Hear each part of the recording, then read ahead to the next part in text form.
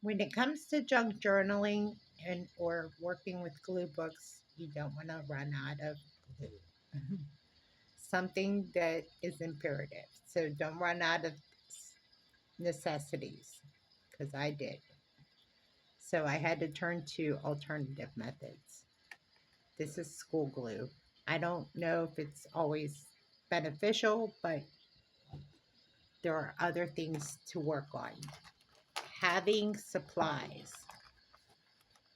like ephemera. These are cutouts, and these are things that I have kept in a little mini supply box. So having some cutouts is handy when you're gluing in a glue book. I have some scraps in an extra baggie that are left over from other projects. So that is in a sandwich bag. So what am I doing here? Well, I'm working on a glue book. It's the first for me. This is as much as I've gotten accomplished. So this is the first time for me. This glue book is actually two magazines bound together by glue and duct tape. I had to rip off the front cover of the inside of the second magazine and glue these two together and then bind them with clear duct tape to keep them together. And then once they dried, they stayed together, which is a very good thing. And then I had to go in and rip out a lot of the inside of this because what it would be is it would be a very thick magazine, and I didn't want that. It in order to do what I'm supposed to do. So I'm going to glue on some pieces from my stash and start this glue book. But I've already started on the cover, and that's my beginning.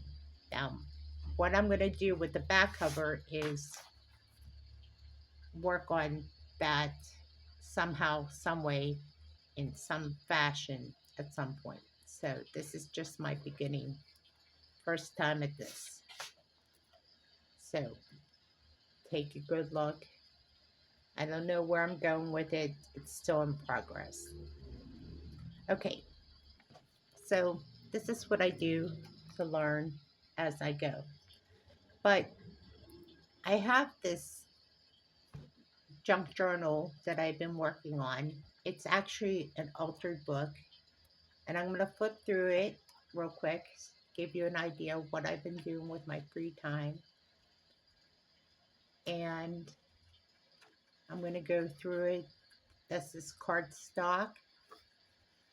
I made a bookmark in a pocket. This is a pocket. And then this is what they call wasabi tape, if you don't know what that is. And I used construction paper, and then I had glue this down so it reinforces the page. And then I have some journaling paper and also some lace in there. And then this part I really like. It says old friends. I like that. This is wasabi tape, like I said before. And I'm just going to flip through it. Here today, gone tomorrow. I like that. It's hard to do this one-handed, but and then that says buckets, my bucket list, kind of like that. And then I kept some old pages from the original book. This is tea stain paper that I kept in there, and some more paper to write on.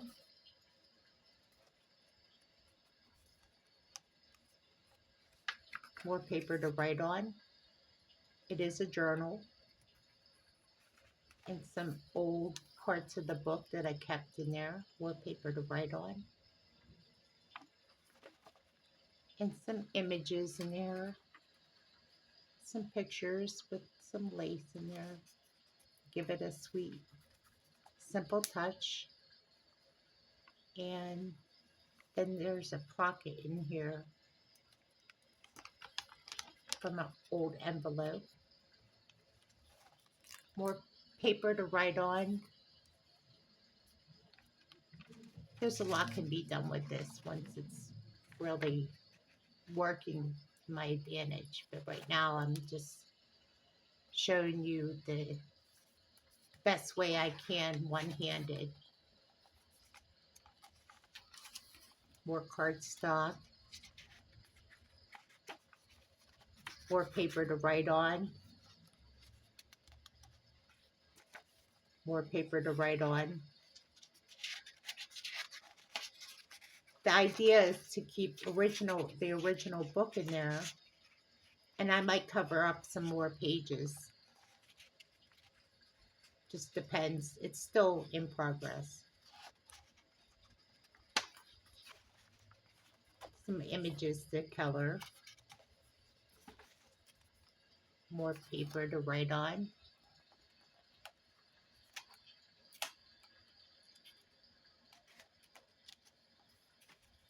More paper to write on. It's missing a page. Like I said, it's still in progress.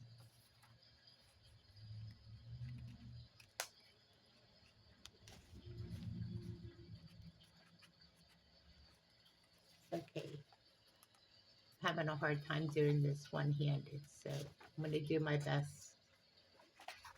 More paper to write on.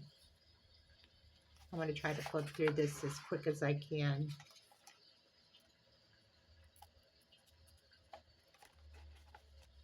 More paper to write on. Some more lace.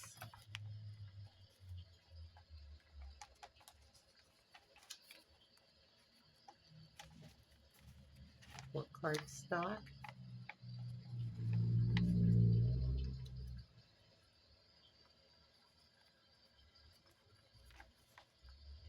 More paper to write on. Boy, this is hard to do one-handed. More cardstock.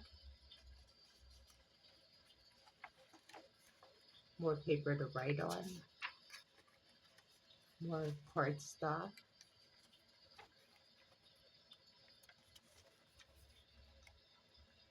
And this is what I was going to do, is embellish these pages.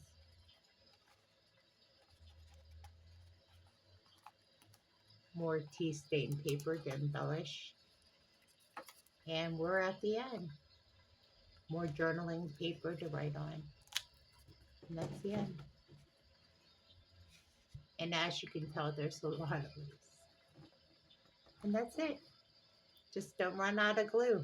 Either glue in a glue book or doing a junk journal.